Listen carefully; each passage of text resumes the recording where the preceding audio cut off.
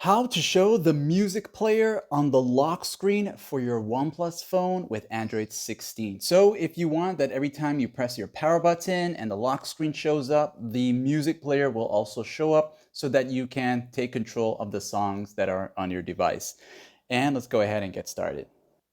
So let's say you have a song playing already and now you want the controllers to show up on the lock screen. Go ahead and use the quick access on your OnePlus phone and tap on the settings toggle found at the top right area here, this one here.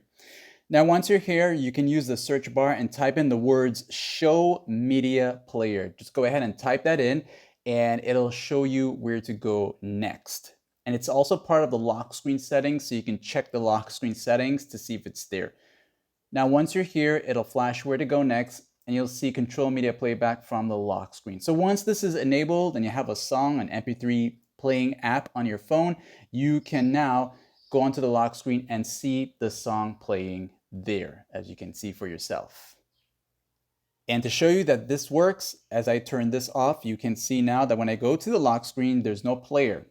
So if I come back here and I enable this once again, and I go back to the lock screen, you can see the player is now back on the lock screen. So if you've been looking for the settings, that's where it will be. Like and sub.